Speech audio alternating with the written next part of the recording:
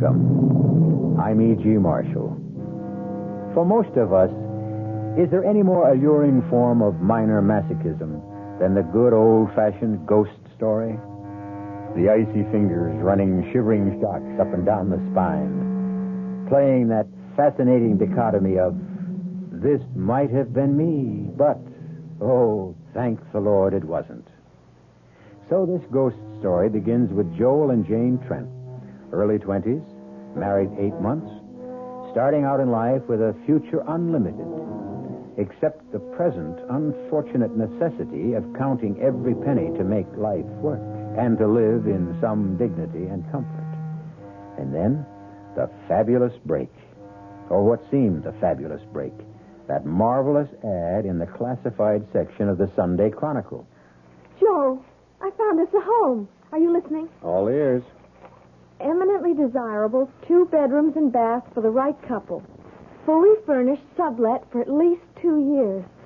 Please, not before 10 a.m. Sunday, HSM Apollyon, 27 Southwest 62nd Street. So? So what? That's right off Central Park. It'd cost a fortune. I saved the best for the last. Rent, $200 a month. 1 month's security. Oh, there's got to be something wrong with it. Why? It's too cheap. Does that mean we can't look at it? No, we'll be there on the dot, fighting the line. What have we got to lose? What indeed? And don't be afraid of a crowd. Yours is the only paper this ad will appear in, because it's you I want. One advantage of being a rather special printer's devil.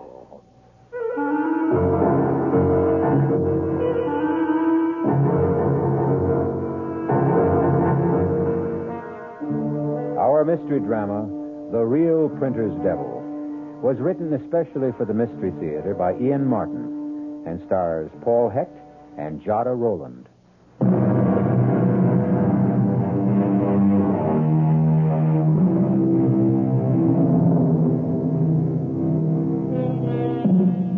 Could there be a more mundane, run-of-the-mill beginning to a really haunting ghost story than 2 young people on the way early on a bright Saturday morning to answer an ad for a sublet furnished apartment? But such an apartment.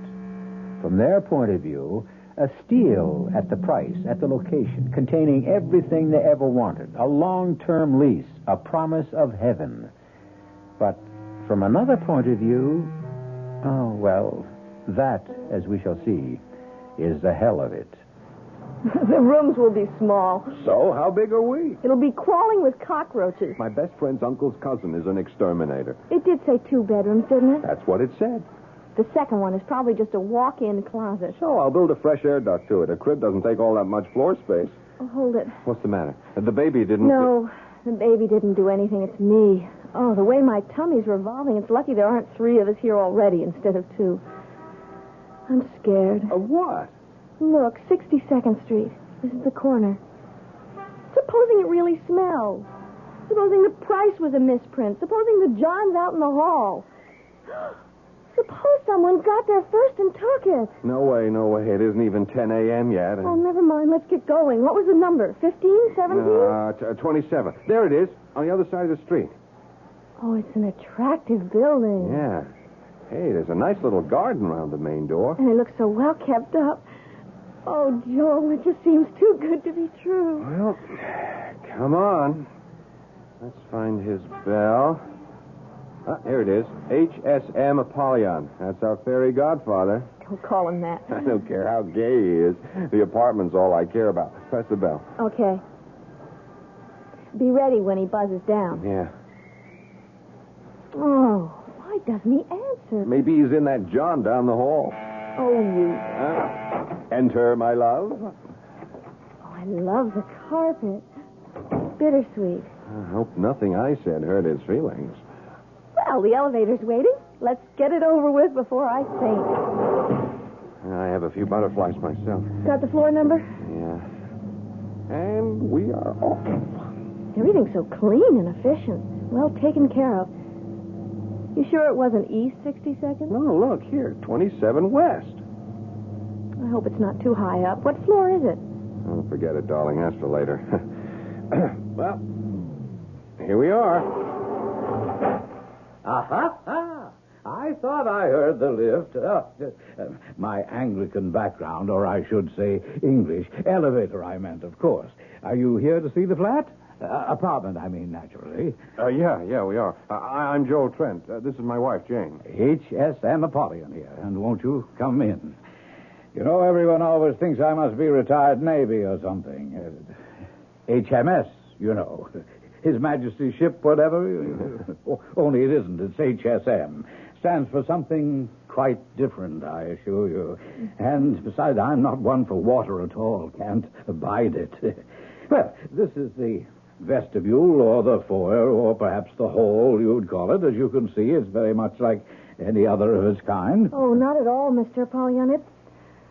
It's absolutely fabulous. Oh, well, not exactly, but how nice of you to say so. One does do quite a bit of traveling, and some of the things you see, particularly those from the East, are quite, well, I won't say fabulous, unique, perhaps. Now, that Chris, for example, would you believe that it has both perfume and poison forged into the steel of its blade? And the sorcerer's cane, well, that's real hair, you know, at the handle. Now, which would you like to do first? A cup of tea and get acquainted and then do the flat, or the other way around? Oh, if you don't mind, I'm just dying to see the apartment. I mean, the flat. Then off we go. Oh, no. By the by, before we do start, only because once before I did have quite a disappointment after showing a rather peculiar individual the apartment some 19 years ago. This man went all the way through the apartment. He was some sort of a minister, as I remember. And after deciding to take it, he changed his mind when he learned the number of the flat. You did notice it, didn't you? Joel knows it. I don't. What is it, Joel? It's apartment D. On the 13th floor. Oh. Well, that's just a silly superstition, isn't it? Isn't it? Well, now, shall we have a look about?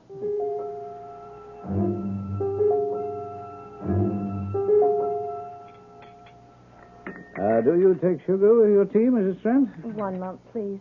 But really... Mr. Trent, or would you prefer something stronger? No, tea's just great. 2. Lumps, I mean. How about milk, Mrs. Trent? No, thanks. Neither of us. But really, Mr. Apollyon, this is awfully kind of you, but we must be holding you up. I'm sure there'll be loads of other people in answer to your ad. Well, they're not here yet, so we can enjoy our tea, eh? Besides, my dear, I have a sneaking suspicion that... your cup, Mr. Trent. Thank you. That not so many people are going to turn up in answer to the ad. For a dream apartment like this, I can't believe that. I was surprised there wasn't a line a mile long. Well, how nice both of you are. You know, I've really taken quite a fancy to you. That's very sweet of you. Yeah, thanks. Thanks a lot. It's so difficult today to find young people with all the good old-fashioned virtues. What am I saying? It's been very difficult for generations. So for my purpose, you're quite ideal. I don't quite understand. Oh, I thought I'd made myself quite clear. You're just the people I want in my apartment. That is, of course, if you're interested. And if there's anything I can do to make it more attractive to you. Attractive? Well, the whole place is just a dream. It's the sort of place Joel and I made up dreams about living in after saving everything we could make for the next 10 or 20 years. And now to think that at a price we can afford, we can start living that way right now. Oh, dear me. Now, I didn't mean to upset her. She's only crying because she's so happy. You see, you got to excuse her. It says in the book that women in her condition sort of... Uh-oh. Oh, Joel. Oh, it just slipped out, Jane. Women in... We just thought we'd have trouble finding something we could afford, and we wanted to have plenty of time. And Aunt Gertrude's place in Mount Vernon just doesn't have room for all of us now, let alone... Why, you're going to have a baby. Well, now, isn't that nice? My congratulations. It's a sort of a bonus in a way. You mean you don't mind babies? Mind? I love them, just adore them. You can't know how much extra pleasure they afford me. Gee, that's great. What did you mean, a sort of bonus? Oh, that. To think of being able to use the crib and the baby bath and all those things I once bought for a tenant and his wife and baby who were unfortunately lost in a plane crash on the very day they were to move in. Oh, how awful. Yes, snatched away from me at the last moment. Oh, I don't mean that the way it sounds. You see, I've grown almost as fond of them as I have of you. Now, we must get down to business. I'll have the bed taken out of the small bedroom and set up the crib for you. And when could you move in? Why, the sooner the better. At your convenience, of course. Oh, if I told you my convenience, my dears, I'm sure I would shock you. Try me. Well, today. This minute, this afternoon. If at all possible, not later than 6 o'clock. You shocked me. I know the ad said immediate occupancy, but I wasn't quite expecting let it me this soon. explain. I had a tenant, you see, a most interesting man, a sort of a Billy Sunday, you might say. Fascinating challenge. Challenge? Oh, well, I shouldn't admit it, but I feel I know you both so well, even after the short acquaintance. Do you know, I've traveled a great deal, and I've never been able to resist the inordinately evil things that men have dreamed up as the centuries went rolling by. The grimoires, the devices of the Inquisition, our own New Englanders. Well, I bought all sorts of quite horrible things. Pictures, instruments, statues, charms, and so forth.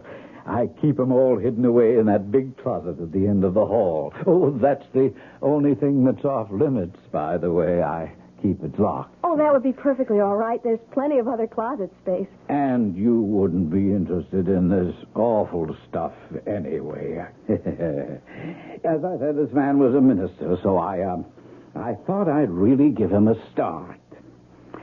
So, I replaced everything and hung up all this perfectly awful stuff. Oh, quite bone-chilling and terribly evil.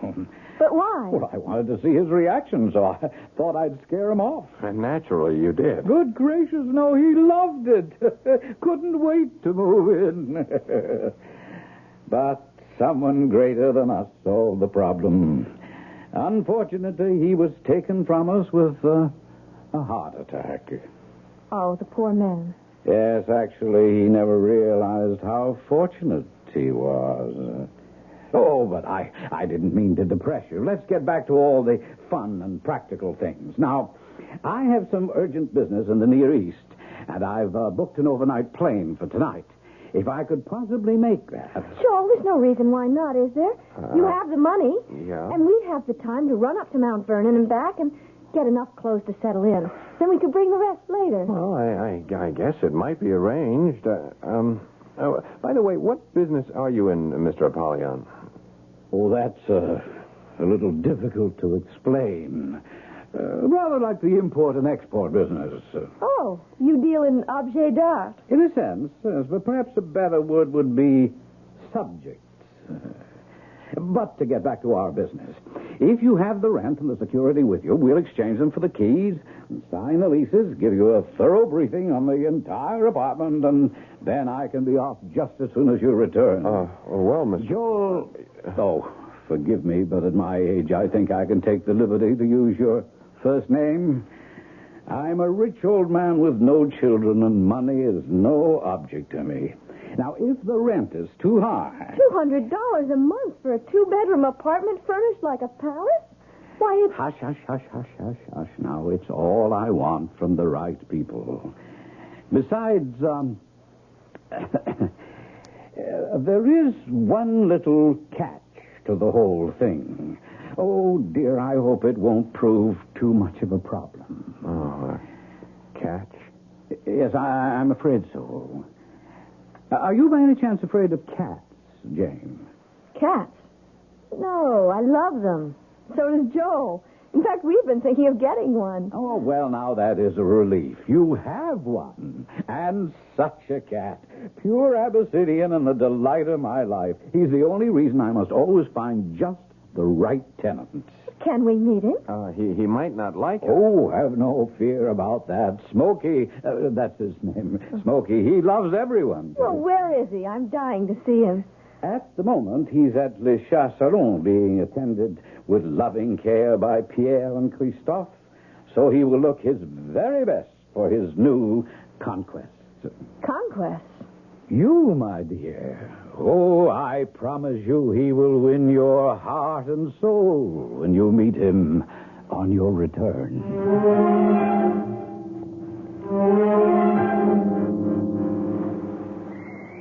Well, what do you think? Oh, darling, it's marvelous. Just what we need. Yeah, and just what we can afford. You won't have to go tiptoeing around Aunt Gertrude's every night. We both won't have to take a subway and a bus for 45 minutes to get to work every day. We could even walk. Jane, darling, the whole wide world's our oyster. Don't you agree? Yes. Yeah, but something is bothering you. Oh, I know it's silly. It's just that... That's 13. Why couldn't it have been 12 or 14 or any other number? Now, you're not going to let something silly like that bother you. You know how superstitious I am. I just have such a funny feeling. Maybe it's the number made it so cheap. Maybe we ought to be grateful. I sure hope we're going to be. I guess we're in it now. Jane, you and me just made the damnedest deal in the world.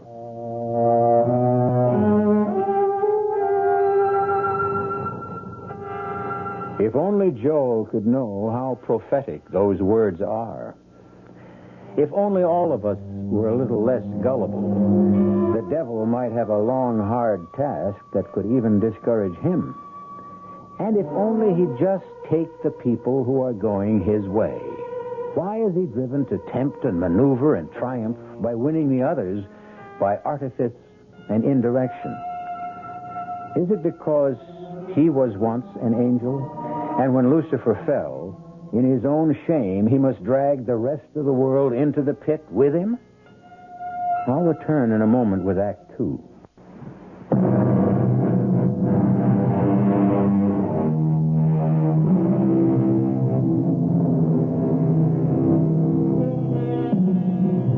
Rocking in her chair, the bright hook flashing as she crocheted away at another rug, Aunt Gertrude found it hard to share completely in Joel and Jane's bubbling enthusiasm. 2 reasons. One, she knew how large a gaping hole they would leave in her lonely life. And 2, Aunt Gertrude was a pragmatist. You say only $200 a month for that apartment. Where shall I put my baseball spikes? Oh, Lord, do we have to take those? What did you say, Aunt Gertrude? Well, I just can't get over the price. It's a giveaway. I know. But we do have to take care of the cat. Oh, my, such a chore. Open a can twice a day. Don't forget the litter pan. Now, don't change the subject. Tell me, what's wrong with the apartment, I wonder? There's something fishy. Auntie, you had Bob Anderson go over the lease with a fine-tooth comb. And he's a real estate lawyer. Oh, I'm quite satisfied with all the legal aspects. It's just, I don't know, something else gives me a funny twinge in the left shoulder blade. Used to be a kind of storm warning. Now I guess it's just arthritis. Don't worry about us, Auntie. And please don't have any doubts. Why, have you been having some... For the love of Mike, would you 2 Cassandras, would you lay off? Here we have the break of a century. Oh, you're quite right, Joel. I guess I'm getting so old that the milk of human kindness is beginning to sour. Now, I feel just like both of you. It's just too good to be true. And to be practical, it does solve all our problems. There really isn't room for the 3 of us in this tiny apartment of mine, and when the baby comes... Like the clowns climbing into the midget car. Oh, yeah, well, I'm going to miss not being part of bringing up that baby, though. Oh, you'll have plenty of chance. I'm going to leave that bed in Baby's room as well as the crib. Besides, there's a huge couch in the living room. There's the cab. Oh, brother, are we all packed? Yes. Well, I guess this is it. I'll take the heavy suitcase out first. Oh, it's going to seem strange with only 1 instead of 3. At least we're not changing numbers. Hmm? Oh, the cat makes 3. He's pretty special. He's an Abyssinian. Oh, what's that? Oh, they're gorgeous. Looks like a Siamese with blue eyes and a lovely gray coat, like the gray in Chinchilla, only shorter. His name is Smokey. Come on, Jane. He rustled the bustle. Our chariot's waiting. Oh, wait a minute. I need the phone number. Jane, take a couple of the shopping bags out, will you, honey, while I write it down for Andy? Sure. Only how did you get the number? I forgot all about it. I took it off the bedroom phone. Let me see. 313. 1313. Oh, my, that's a terrible number. Especially after apartment 13D. Janie doesn't know it yet. I want to break it to her slowly. You superstitious people. Oh, I got a twinge in my shoulder blade now like I was bit by a horse. Who was bit by a horse? No one, dear. Come on. Grab the rest of this gear before our impatient hacky runs out on us. Come on, be right out. Oh, Jane, I'm going to miss you. Oh, me too. So will Joel. What the heck? It's not the last time we'll be seeing each other.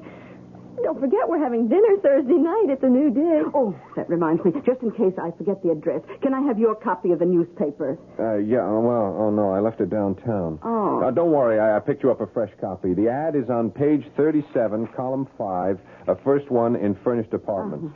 Now, look, this really is goodbye. Let's go. I'll worry about you. Promise me to call as soon as you're settled. Okay. Oh, it might be almost midnight. Don't Come mind. on.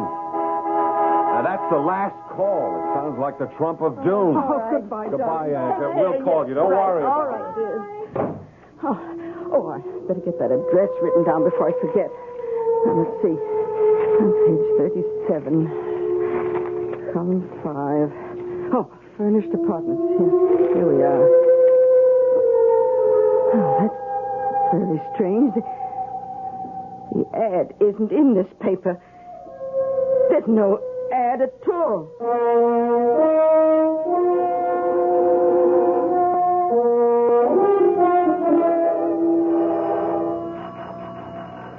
Well, he didn't answer downstairs, and we had to let ourselves into the building. Maybe he's off getting old Smoky. Well, then I guess we should just use our keys and go right in. Well, that's what we paid the rent for. You want the honor? Oh, no, I'm terrified to let go of this bag with the eggs in it. You open the lock. Okay, here goes. Well, I guess we need the bottom one, too. Yeah. Mr. Apollyon? You try. You're louder. Mr. Apollyon. Oh, look. It must be Smokey. Hey, Smoky boy. Oh, isn't he cute? Rubbing himself against your leg, just as if he'd known you all your life. But where's Apollyon? Hey, you don't suppose that he's... Look at Smokey. He's backing off as if he was inviting you to come in. Look, leave the rest of the gear here. You dump that stuff in the kitchen while I look through the rest of the house. Joel?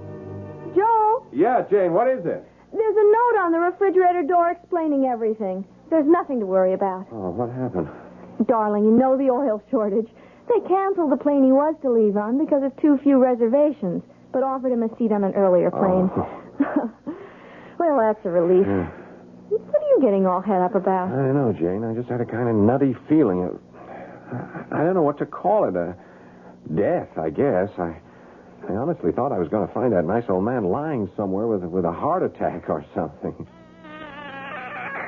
Yeah, I feel silly enough as it is. Now Smokey's laughing at me. Not him. It's explained on a very detailed note on the fridge. It's Smokey's din-din time. Oh. He's hungry. Look what he gets. Ugh, looks like raw flesh. Well, whatever it is, you can see he loves it. That cat is losing its attraction for me. Oh, don't be a goon. Look how crazy you are for steak tartare. Well, that's different. You give him some mouthwash after he's through. Where are you going? I'm going to bring the rest of our stuff in. Great, just dump it in the bedroom. I'll sort it out later.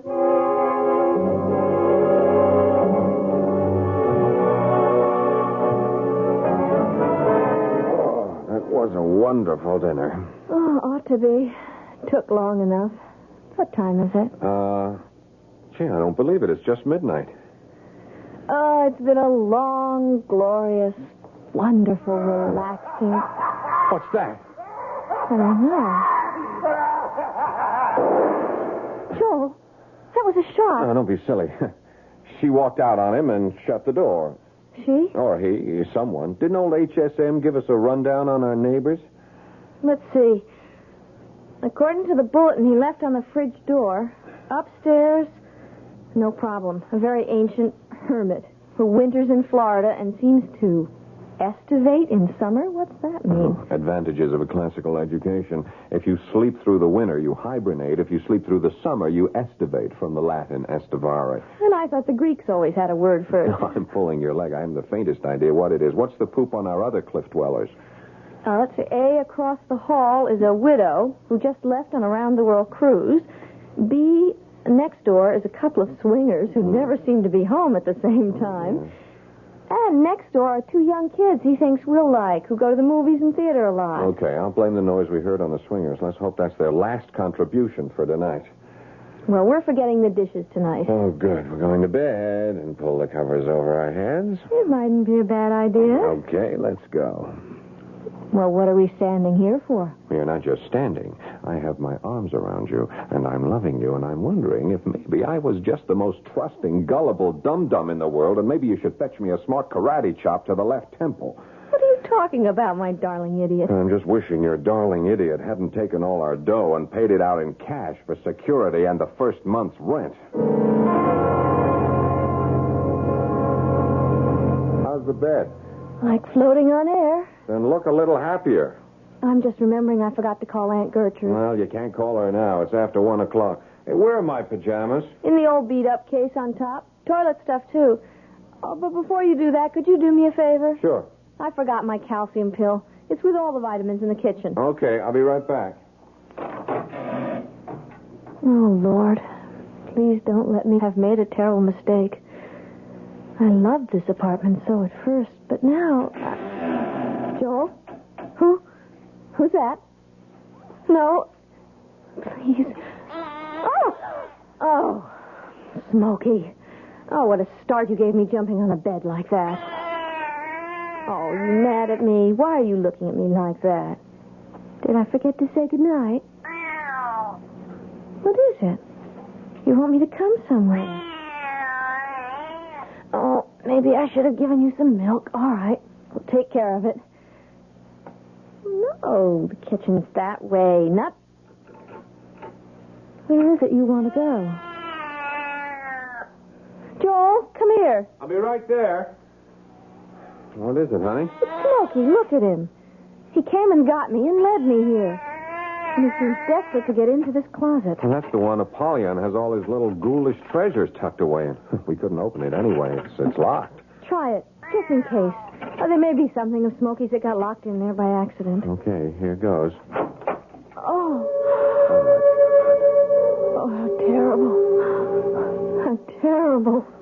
And vicious. And unspeakable. And vile. Oh, no wonder that man. Oh, Joel, close it up. Oh, just shut away that horror. Oh, for God's sake, take me to bed and help me forget I ever saw it. Okay, honey. What about Smokey? Whatever it was, he found it and ran. Close that door up. Shut it. Oh, I wish I could think I'll ever be able to shut it out of my mind. No wonder I thought this was all too good to be true.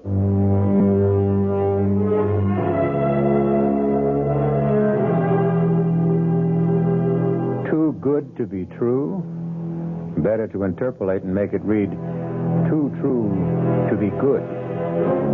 Poor Jane and Joel. But how were such simple, ordinary people to know the language of black magic? Or that HSM Apollyon is only a synonym for the more familiar and deadly spirit we usually call the devil? I'll be back shortly with Act 3.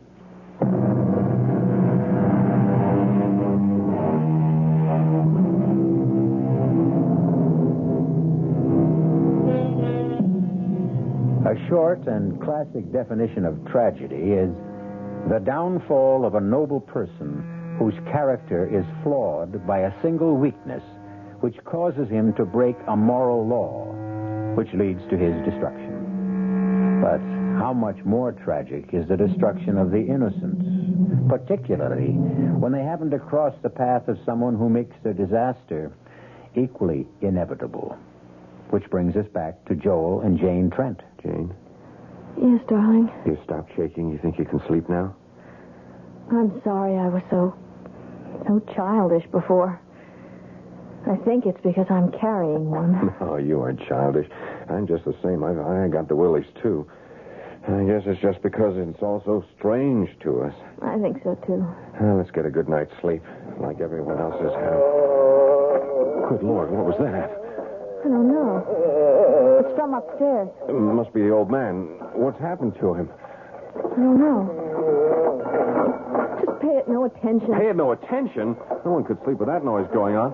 I'm going to go up and tell him to stop. Oh, no, please, don't do that.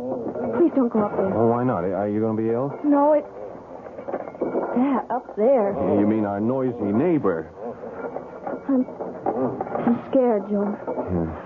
I've had about all I can take, and that noise is really driving me up the wall. Yeah, me too. I know what I'll do. I'll call the superintendent. Got his number on the sheet? No. Wouldn't you know it's the one thing he left off?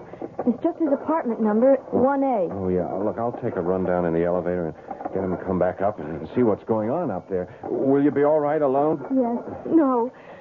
Oh, Joe, I don't know what's the matter with me. I'm not usually like this. I don't know what's got into me. I do. What? My son and heir. Oh, you male chauvinist. Just because she's carrying a baby doesn't mean a woman has to act like one. I'm sorry. I know, honey. Look, I'll tell you what. I'll just take the elevator up there, and I'll find out what's going on myself. Oh, no, you don't. You don't know what you'd be getting into. Go get the super. His name is Bill Joseph, 1A. All right. Well, let's stop that somehow. Oh, well, here's your protector standing guard by the door. Go on in, Smokey. Keep Mrs. Trent company. I'll be right back.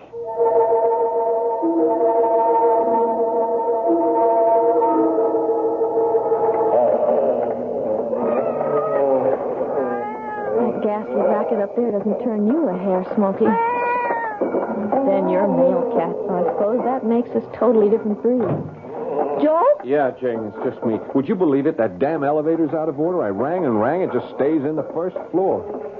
That damn racket's still going on. Yep. Only one it doesn't bother is old Smokey here. Joe, are there fire stairs? Yeah, but I'm not going down any 13 flights just to find a locked door.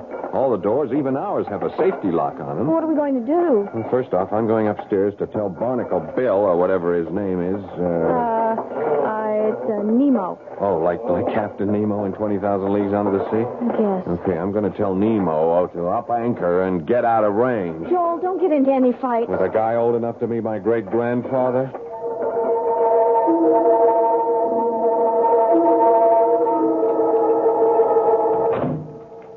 Joel? Yeah, it's okay. It's me, Jane. Half a sec.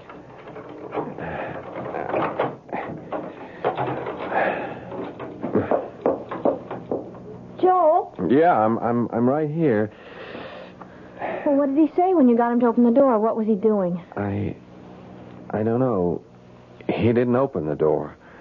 Why? Look, I don't know how to tell you this, Jane. Well, just tell me anyway, but tell me. What is it? Well, I took some newspaper with me to wedge the door so I wouldn't get trapped. I fixed ours.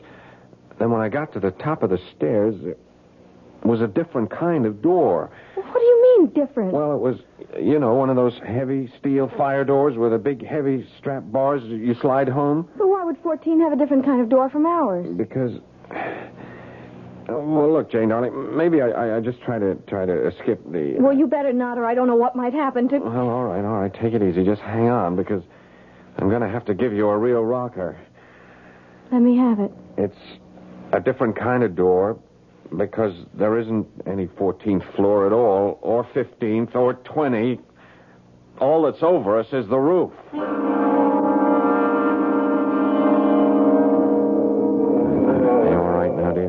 What's that you've been giving me? Oh, Brandy, I had a good jolt myself. The sound, it's still there. That's right. What causes it? Something loose up there on the roof? No, I searched it thoroughly. It's not coming from the roof. Where? The neighbors? I checked that out. Whatever other lies Mr. Apollyon told us, there isn't anyone in any of the apartments on this floor. I've done everything but break down the doors to make sure. Then what are we going to do? I can't take this all night, Joel. Nobody could. I am going to call the police. I don't know what we've gotten ourselves into, but we are now getting out. Oh, I'm afraid it's a little too late for that, Mr. Trent. Apollyon, where the devil are you? Sitting right in front of you. In his other form. Smokey? I should have known from the beginning, from his eyes. Shine a strong light in a cat's eyes, and what happens? The pupil closes up. Into a long, narrow slit. But in a human being? It closes into a tight, round, dark circle. Like Mr. Smokey. Look as the lamp shines in his eyes. Yes, very observant, Jane. I should have been more careful. But since the illusion serves no function anymore, Might as well resume my Father Christmas skies. Hmm? Normally, I wouldn't have had to return to it except for you. Why not? Oh, people act in so many strange degrees. Some just go to sleep no matter how strange the noise is. Some trap themselves between floors. Some very hysterical ones try to leap from roof to roof. Some break through the neighbors' doors and meet quite unexpected deaths, since there's nothing but space beyond them. And some sit awake all night, not realizing that morning will never come again. And some are a little troublesome. But none escape? Well, it wouldn't be very good for my reputation, would it? Who are you? Oh, Jane, you tease me about my classical education. Little good it served me. Apollyon, of course. A synonym for the devil. And the HSM? His satanic majesty, I presume? We all have our little conceits. Well, this time, maybe we can take that conceit down a peg or two. Not with the phone. It's not connected. As a matter of fact, it doesn't really exist. Huh? Listen. Now what? Well, if you will forgive the devil quoting scripture, or to be more exact, the book of common prayer, as it was in the beginning, is now, and ever shall be. You'd kill us? Oh, my dear, as attractive as they are, I have no interest in your corporeal presences.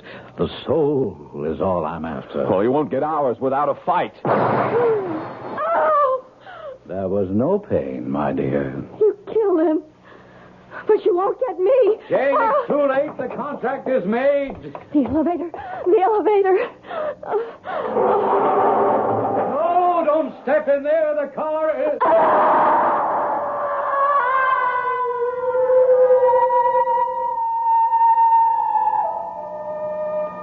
Now, why didn't she wait for me to tell her the car was still on the first floor? Poor, crushed little sparrow. But what matter? The bodies live and die in the blink of time's eyelid. The soul is what lives forever. No time to waste philosophizing. Tomorrow is another equally busy day. A quick general cleanup, and then the ad must be sneaked into that one right paper so the Smithers will get it.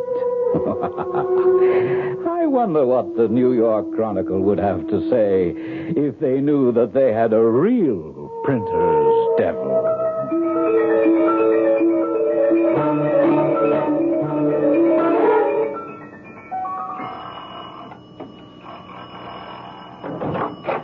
Yeah? Oh, look, my name is Gertrude Conway, and my niece and her husband are renting Mr. Apollyon's apartment. Now, I've been trying to call them ever since last night, and I have now not only been informed by the telephone company that there is no such number, but that there could be no such number. Also, Jane, that's my niece, she promised to call me if I didn't call her, and even if she thought last night was too late, she would have called this morning. You see, she's going to have a baby. Oh, well, then maybe she went to a hospital. In the middle of her second trimester.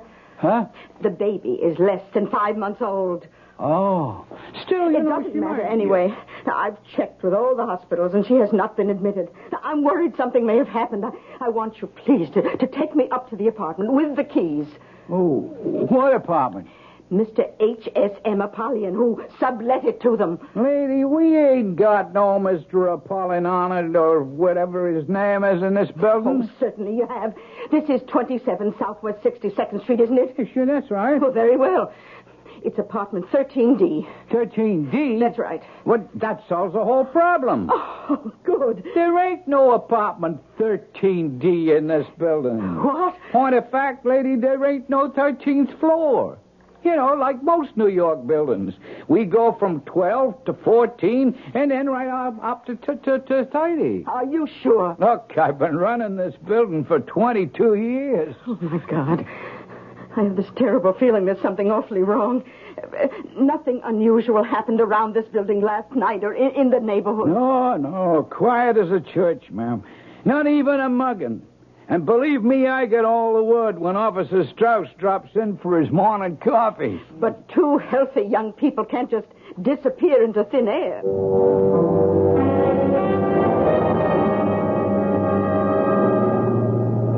What was the floor, George? 13. Good thing thing we ain't either of us superstitious, huh? Yeah, not at this rent. Look out for the catch, huh? Don't worry. You just trust me. Aha! I thought I heard the lift. My Anglican background, I should really say English, actually. Elevator, I meant, of course. Are you here to see the flat? Apartment, I mean? Yeah. I'm George Smithers, and this is my wife, Violet. HSM Apollyon here. Everyone always thinks I'm Navy, but I'm not. It isn't HMS, you see. HSM stands for something quite different. Oh, yeah. Well, do come along in. I'm sure you're dying to see the apartment, and I can promise you I won't disappoint you. 2 more sacrificial lambs to the slaughter. Their doom, of course, is sealed. But, as Mr. Joseph says, so many people disappear in a big city every day. Not quite in this way, of course. But I suppose you can never be too careful. The sad trouble is that, as Elizabeth Barrett Browning said, the devil is most devilish when respectable. I'll be back shortly.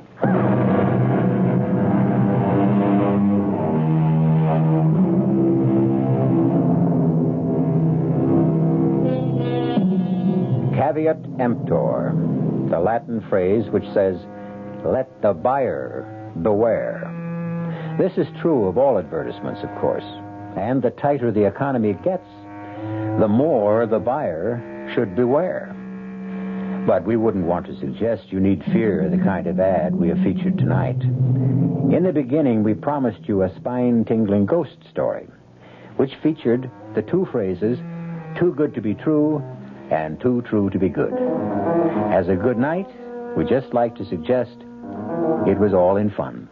And even if it wasn't true, we hope you found it good. Our cast included Jada Rowland, Paul Hecht, Ian Martin, and Bryna Rayburn.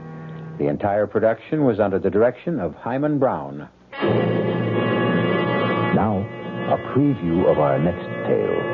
We've been married for 20 years, happily married. You can't throw years away like old shoes. Destroy everything we've built together. Everything we've come to mean to each other. I'm powerless to do anything else. Well, I am not. What do you mean?